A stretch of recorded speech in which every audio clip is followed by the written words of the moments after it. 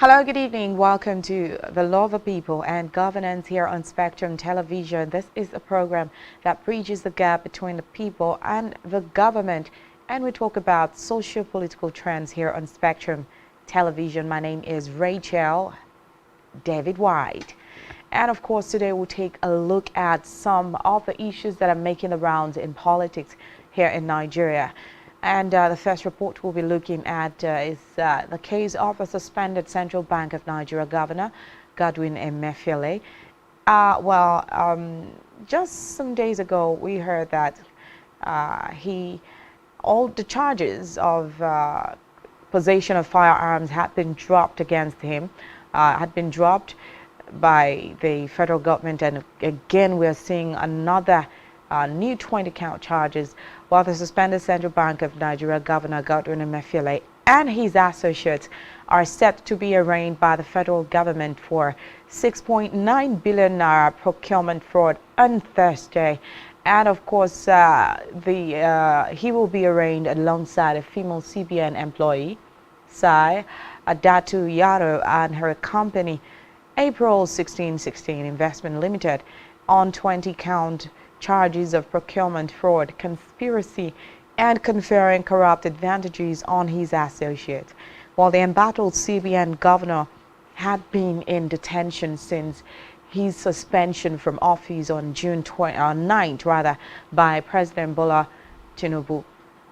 He was accused of conferring corrupt advantages on Yaro, a director in April 1616 Investment Limited, while the offense is contrary to Section 19 of the Corrupt Practices and Other Related Offences Act 2000.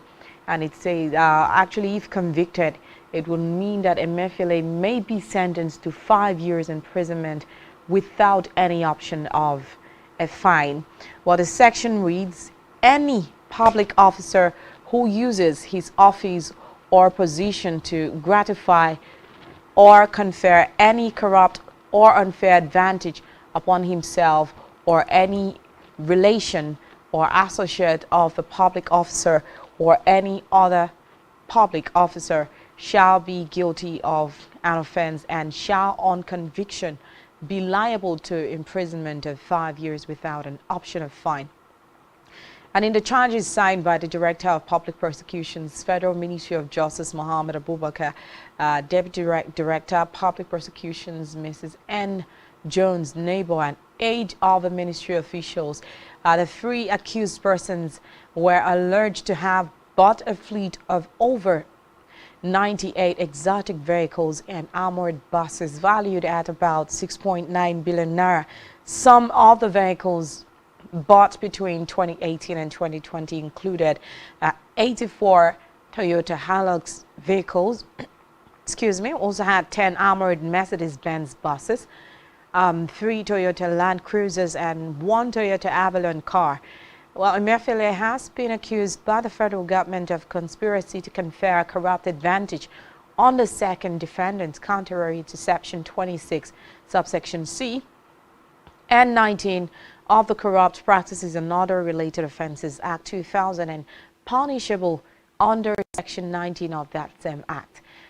Emefiele was said, according to reports, to have also conferred a corrupt advantage on Yaro by awarding a contract for the supply of 1 Toyota Avalon at the cost of 99.9 million to her company, April 1616 Investment Limited, in 2019. And also he was accused of awarding a contract for the supply of another Toyota Land Cruiser V8 for 77.50 million naira to the third defendant in 2018. Well, of course, he was also said to have conspired with Yaro to confer corrupt advantages on the CBN staffer by awarding to her a contract for the supply of 2 Hilux Toyota Shell specification vehicles at a cost of 44.2 million sometime in 2020, and also was further alleged to have awarded another contract to Yaro and her firm for the purchase of 1 Toyota Land Cruiser VXR valued at 96 million naira in 2020. Well, Yaro here was similarly accused of fraudulent acquisition of property for getting a contract from the CBN for the supply of 47 Toyota Hilux vehicles at a cost of 1 point something million naira, and thereby committed to a punishable offense as well. So some witnesses have been against him, and some of the witnesses listed were the CBN Director of Procurement, Stanley Alvan, CBN Head of Procurement, Mike Agboro, Tara Jaffa, David Osman, and he said any other witnesses to be supplied later in additional proof of evidence. Well, we're seeing issues between the federal government and the suspended CBN Governor Godwin Emefiele come back all again. And sometimes one could be wondering, when are we getting to the end of this? And, well, don't forget that the former, of course, Chief Justice of Nigeria is also undergoing some investigations as well. And, of course, a whole lot of things handling or peddling around him are still unfolding. So when we have much details about this, and hopefully on Thursday, let's get to find out what is going to happen. But we'll be here to give you details about what's going on concerning the suspended CBN governor. Quickly, let's move away from that now and head to the judiciary. Well, it's been a whole lot of issues surrounding the election petition court, and of course whatever is happening there as the hours tick by. Well, the Nigerian judiciary finds itself under a magnifying glass, I would say, surrounded by a cloud of uncertainty and a series of perplexing incidents, particularly centered around the Presidential Election Petition Tribunal, with a sense of intrigue and concern. And Nigerians across the country are left pondering the nature of this development. Questions around and curiosity is actually at its peak right now. What precisely is unfolding within the Nigerian legal system? One of those questions. Why does the judiciary seem to be prolonging their response or delaying the verdict? Well, the ongoing silence echoes loudly, prompting speculation, and all eyes on the judiciary billboard prominently positioned in front of the appeal court in Abuja has been taken down. Well, this action actually has sparked up wide reactions from different people. Well, these actions has also ignited conversations across social media platforms, with netizens sharing their interpretations and thoughts on this matter. Taking to Twitter, one individual pained said they have succeeded in removing the all eyes on the judiciary billboard mounted in front of the appeal court, Abuja, that less has been giving them sleepless nights. He says, "We are glad that well-meaning Nigerians have already seen it." So this statement captures the sentiment that the gaze of the people remains firmly fixed on the judiciary despite attempts to divert or obscure it. The billboard's removal has sparked even more fervent discussions. Speculations regarding its significance has given rise to a multitude of theories. Is the judiciary feeling the weight of public scrutiny? Are they grappling with inner turmoil over the public's watchful eyes? The removal of the banner begs the question, why? Well, this incident seems to have set off a chain reaction. In a show of resilience and determination, citizens have taken it upon themselves to reinstate the message that the all eyes on the judiciary billboard conveyed. Reports indicates that more banners have emerged, underscoring the notion that the removal only seems to embolden the very attention it aimed to quell. So, Nigerians continue to voice their opinions and engage in discussions. The central question lingers: what lies behind the enigmatic curtain shrouding the judiciary's actions? Social media platforms are abuzz with chatter, while Nigerians remain resolute in their pursuit of transparency, accountability, and an unwavering commitment to upholding the nation's democratic values. We'll also take a look at this because these are the questions on ground as Nigerians are wondering what could be the reason. Well, there have been some reactions from the judiciary saying they feel unsafe with this billboard coming out to do their jobs, while some people are also saying this is a call by the Labour Party supporters, of course, to cause a divide in the nation. So we'll take a look at some of these issues and also get to know what is your take on the matter. And away from that, another report we'll be looking at today is talking about wages review. Well, the Speaker of House of Representatives, Tajuddin Abbas, has vowed to ensure Nigerians get a living wage in the ongoing wage review in the country. He stated these in Abuja just yesterday at the Independent Corrupt Practices and Other Related Offences Commission ICPC Policy Dialogue on Corruption, Social Norms and Behavior Change in Nigeria. And he said a situation where the take-home pay of a large segment of the population is unable to take them home. So I like that. It says was received for all manner of corruption. So the Speaker was represented by Busayo Oluwole, a member of the House of Reps, and he said the issue of a survival wage system has a significant role in preventing corruption since it affects citizens' attitudes and actions towards engaging in crime. And talking about corruption, the Senate President had said something strong about corruption in Nigeria. Well, the Speaker lamented that as lawmakers, there was often a significant societal pressure and expectation to placed upon them to provide various services, assistance, functions that may fall outside the scope of legislative responsibilities. And he said while changing social norms was essential for battling corruption effectively, the nation must equally address those circumstances that inform those behaviors. And he said addressing corruption requires not only legal and institutional reforms, but also a transformation of social norms and behaviors as well.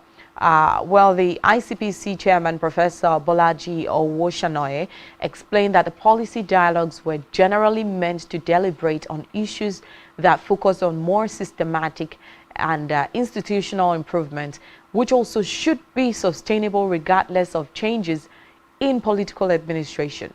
And he said the program could not have come a better time than now, when the foundation of the country's social values and norms have become seriously threatened and it looks bare in front of the people. So talking about this and putting things in place, this is the right time, according to the ICPC chairman.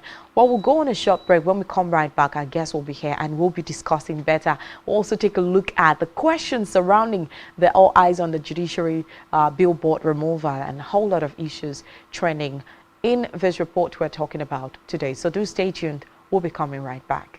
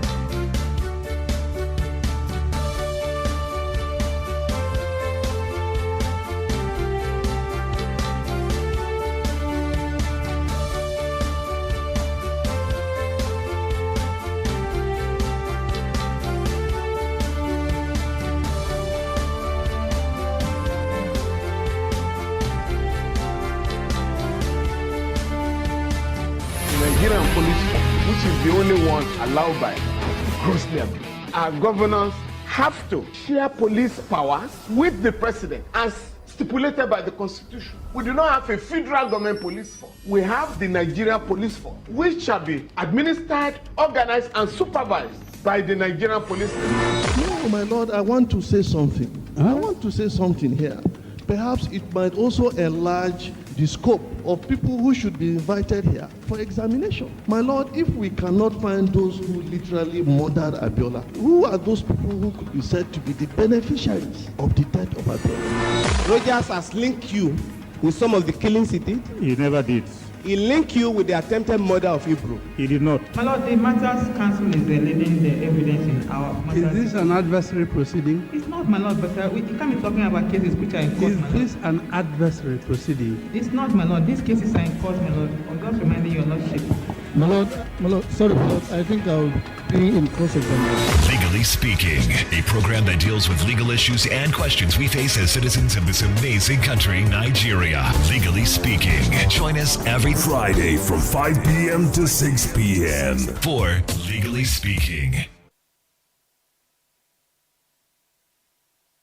One truth not often told is about the transformation that Africa has undergone in recent decades. Africa is shaping its own destiny and should be referred to as the African opportunity. On Spotlight Africa, we paint the African picture the African way, laced with truth, detail, and the color of the African continent. Join Uyai Anyekan every Tuesday and Thursdays at 4:30 p.m. Spotlight Africa, telling the African story.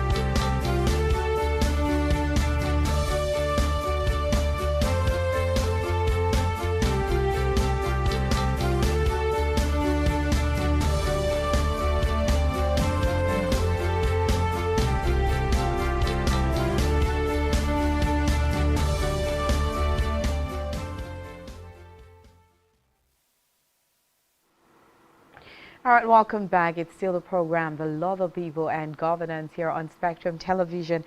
And of course, we'll be taking some reactions as to the Nigerian judiciary issue. Of course, we talked about the All Eyes on the Judiciary billboard that was removed, and lots of reactions it has stirred. Meanwhile, you could join the conversation. What do you think about this? Let's get to know your take. The phone number will be displayed on your TV screen. Feel free to give us a call or drop us a WhatsApp or a text message.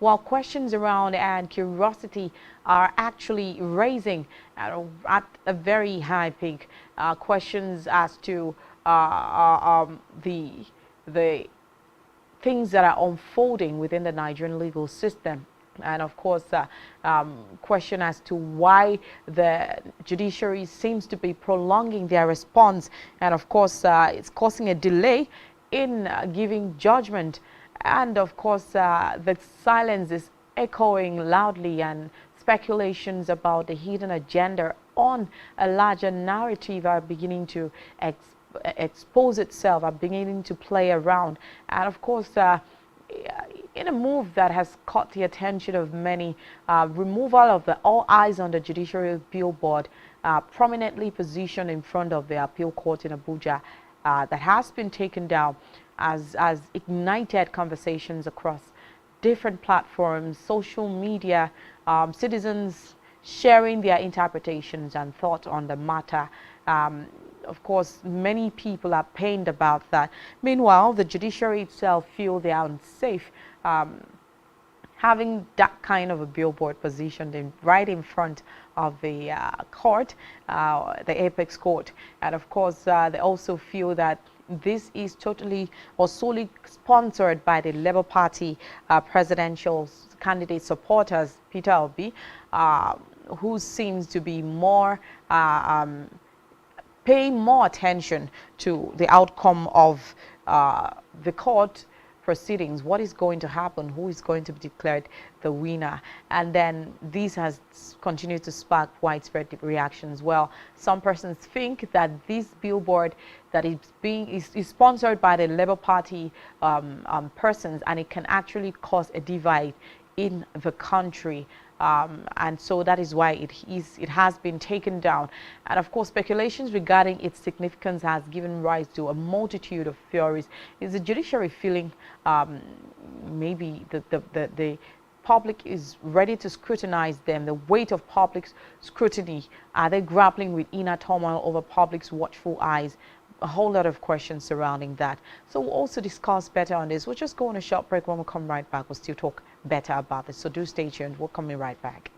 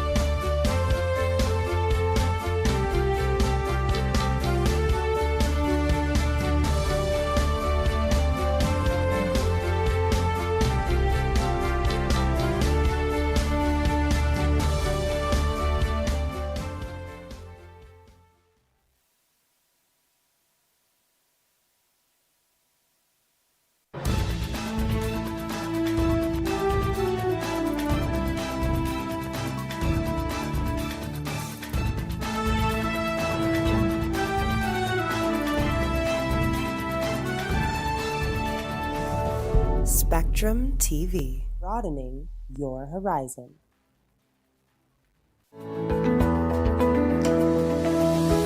Business exists only to meet the needs of the people.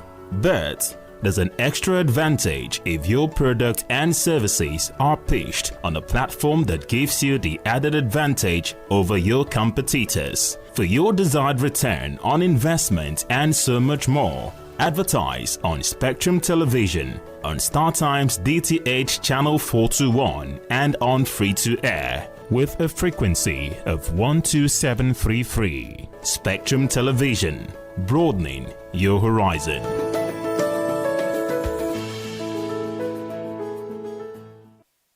Nigerian police, which is the only one allowed by grossly abused. Our governors have to share police powers with the president as stipulated by the constitution. We do not have a federal government police force. We have the Nigeria Police Force, which shall be administered, organized, and supervised by the Nigerian Police Force. No, my lord, I want to say something. I want to say something here.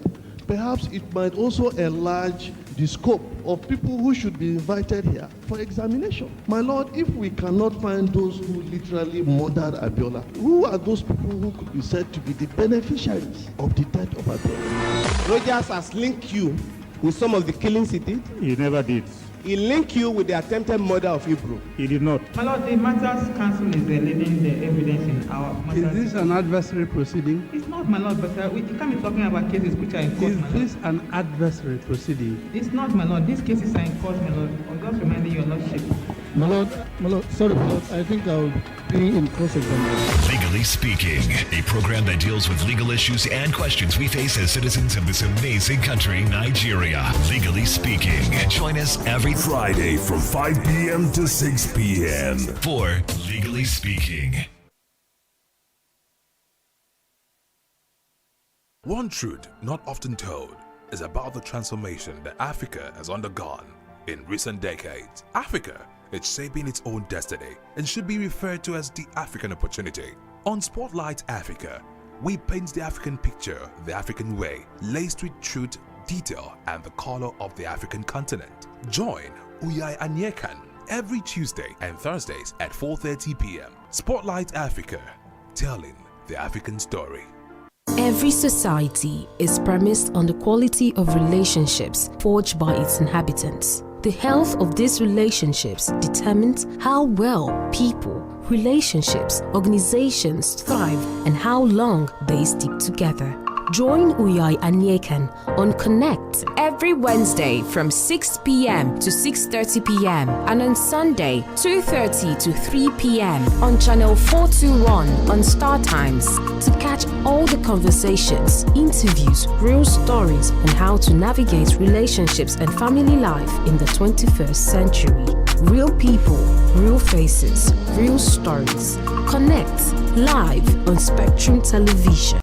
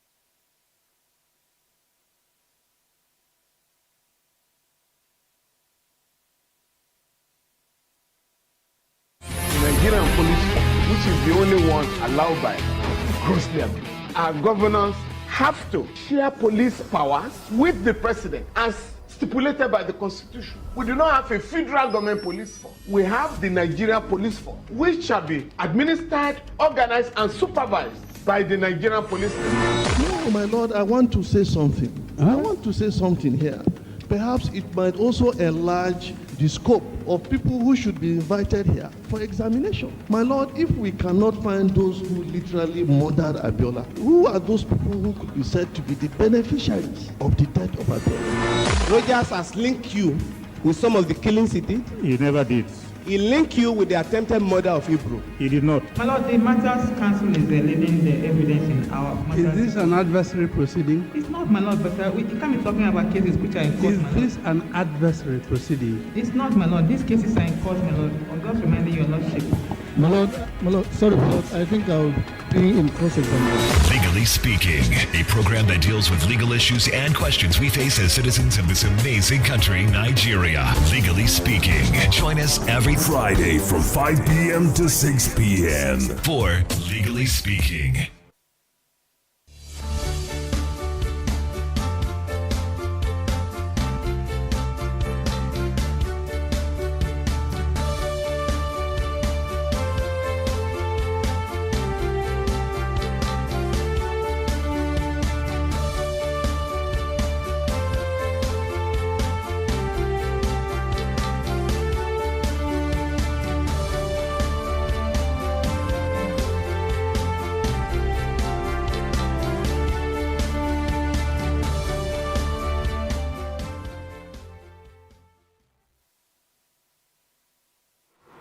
Welcome back once again. This is the Law of the People and Governance, in case you're just joining us. And we've been talking about some issues concerning the suspended Central Bank of Nigeria governor, and also the All Eyes on the Judiciary billboard. And also, we're also looking at the wages review. And the Speaker has said something about salary earners going back home with something to take home, a better thing to take home as well, concerning the wages review.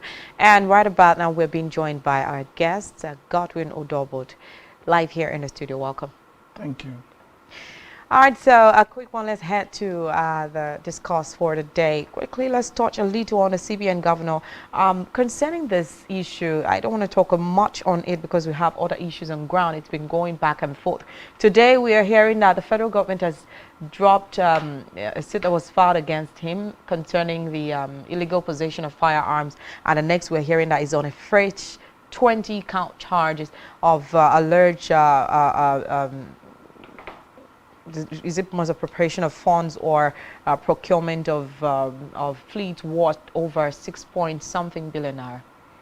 Okay. Do you see any politics in this?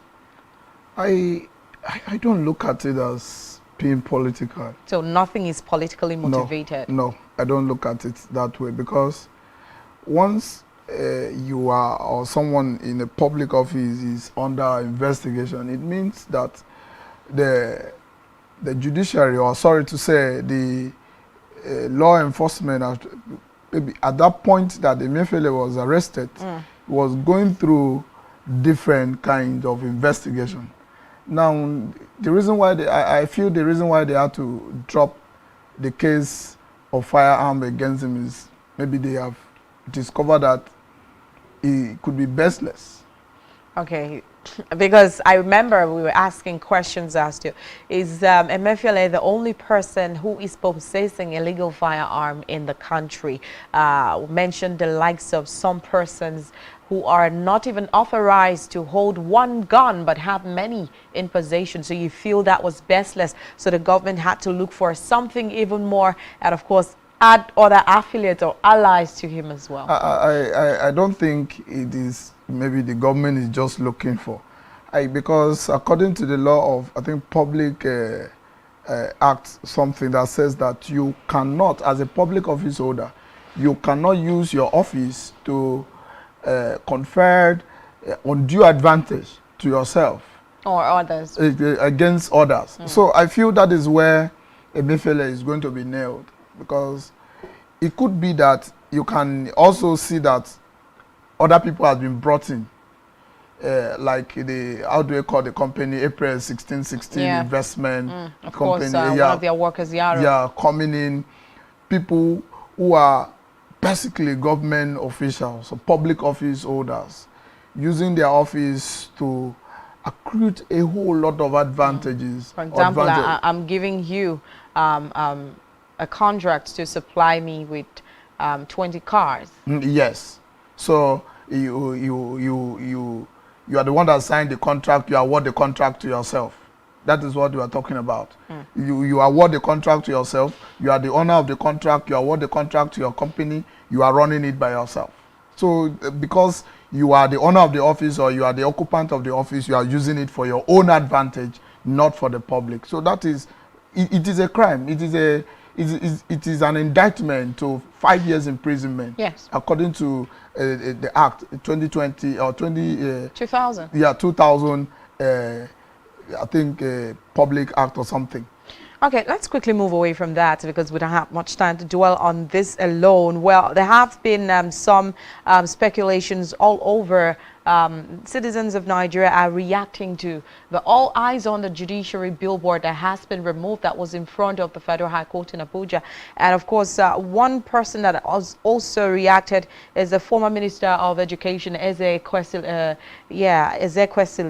And then she says she has actually tweeted something concerning that, and she says that the judiciary holds or she says a digital billboard is so much cheaper than one that an obviously misguided regulator demolished. So here is my message to our Nigerian judiciary that constitutionally owes citizens absolute judicial independence, transparency, and integrity. That's from Obi Ezekwesili. And then we're seeing that billboard being removed. Of course, there are some questions that I want to ask. What do you think is the fear of the judiciary? The judiciary knows that Nigerians are looking at them. So our eyes are on the judiciary. So maybe they don't want people to look at them. Now, don't forget that it was said that that billboard was being put there by the supporters of the Labour Party presidential candidate Peter Obi, and it may actually cause divide. And even federal government has moved to punish the billboard owners or even suspend their license. Is it that the billboard is situated in where it's not supposed to be situated? Is it that the billboard has contradict or has gone against the law of the Constitution of Nigeria? I host a billboard and I say that the eyes is on the judiciary. So why is the judiciary afraid? Why is Nigerian government afraid? That's the question I'm asking. What do you think they are afraid of? It is if your hearts are clean. So you won't say that any statement that somebody is making is referring to you. So if their hands are clean, let them come out clean. They should not be afraid of Nigerians and a mere billboard, because a billboard is being hosted in front of the Federal High Court or something, and somebody said it's against the rule. And if you look at the billboard, it doesn't have the flag of any party. It doesn't have a flag. That is the flag of Nigeria. It means Nigerians' eyes are on the judiciary, and it says well-meaning Nigerians are in court to reclaim our mandate. So we've been having election petition tribunal cases going the other way, the judges doing or maybe giving a kind of judgment I would call favoritism. When you see the right thing, you don't want to say it. Now Nigerians says, since we cannot come to the court and be looking at you, we are monitoring you wherever we are. This billboard is facing you. So every time you go in and pass the wrong judgment, when you come, you see the billboard. And I guess something, you know, there was a time when Nigerians called for a live broadcast, and of course it was countered because according to the court, it was against their, I think, ethics or code of conduct or something. But now, there are also questions as to the silence of the judiciary. The silence, is it echoing anything to you, the prolonged judgment? It is only in Nigeria that we will have election 3 months or 6 months after we are still dragging the case of the election. It is, let me tell you, when the silence is too much, it means that, like our people used to say that, when I've forgotten how they say that when the judgment is prolonged, you know that the king is a culprit. You understand? When you take a case to the king palace and the judgment is prolonged, you know that the king is a culprit. So this is the situation that we are. If the judiciary continue to prolong this case, it means that it is all indication that the culprit is the one handling the case. You understand? So that in that case, that is why every nooks and cranny of Nigeria, everybody is raising alarm. The judiciary is keeping too long. There are too many cases in the court, especially Election Petition Tribunal, too long. Election was since February, yet we are still having petition. We are still having a tribunal going on. The president, the governors that were elected, the senators that were elected have hit the ground since running. They have started making policies. They are making policies. They are doing a lot of things. So are you going to tell me after 1 year you now remove somebody in the office and say, oh, what you did, the election you that put you in the office was illegally this and that and all that. So these are things we feel, or Nigerians feel, that it shouldn't be this long. To me, I feel that Election Petition Tribunal should take maybe probably 2 months. If we are doing the right thing, if we must go to court, 2 months, everything should be okay. I think in this same voice of having to remove someone in office and say, oh, the elections that put you there was rigged or something, is when we had a coup threat back then, when we heard a coup threat, or not a coup threat, interim government threat actually, and they said, oh, some persons are planning interim government, to impose an interim government on Nigerians, and then fingers were pointed towards the direction of the Labour Party presidential candidate, which some leaked phone calls with one prominent clergy in Nigeria was brought up, and of course that had died, and then the Election Petition Court continued of course, to do what they know how to do best. But let's just still tell the courts and the judiciary, like Obi Ezekwesili said, a former Minister of Education, that all eyes are on the judiciary and Nigerians are expecting accountability, transparency, and fairness, and even equity from their judgment. Let's move away from that. I'm just taking our time now. And then we'll have some other issue to touch, the issue of wage review. Now, if you follow the words of the Speaker, Tajuddin Abbas, you would see that he said something that was quite striking when he says that things have changed in Nigeria, but the take-home of salary earners cannot take them home. So, yes. And we're talking about wages review. Things have changed in Nigeria, but the salary, the wages of Nigeria cannot take Nigerians home. Even in a private organization, there are times they will sit together and review the salary of their staff, either to bring it down or to increase it. Now in Nigeria, I don't know if there have been any salary increment in the past 20 years. If at all, I have not heard it before. Maybe because I'm not a civil servant. I'm not working for government. So the 30,000 naira minimum wage that came up the other time. Does it really wage Nigerians? 30,000. There are some countries who are collecting that 30,000 or minimum wage is amount to hundreds and thousands of naira, not 30,000. Well, the NLC are calling for 200 or even a 300% increment. Yes, it is necessary.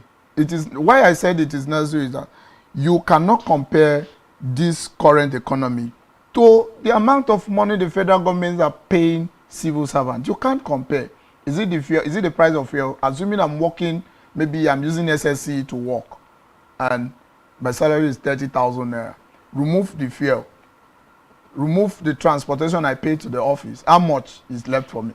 Let me ask one question. In order to check or to say we are having a proper review of wages, workers' wages in Nigeria, are there things that we need to fix first, things we need to put in place first? Because even if wages are being reviewed and the cost of living is still high or is going high by the day, trust me, we can't be reviewing wages every year. We can't review wages every year because there is a lot to do for the betterment of the people, of the citizenry. One of it is the cost of living is very high. And what are these costs of living? The amount of money we spend daily is not commensurate to the amount of money we are receiving as salary. One of it is it food that you are buying? Everything.